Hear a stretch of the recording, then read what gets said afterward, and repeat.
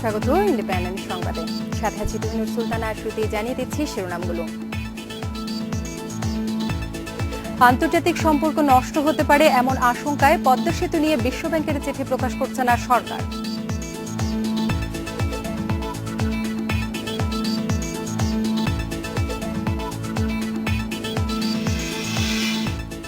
অস্বাভাবিক বিদ্যুৎ বিলে বেকায়দায় গ্রাহকরা, টাকা ছাড়া ভুতুড়ে বিলের সমাধান মেলে না।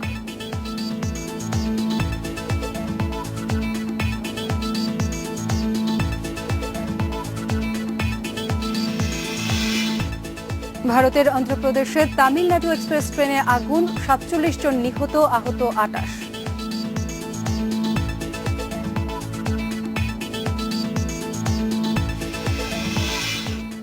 শুনছিলেন শিরোনাম, এবার বিস্তারিত।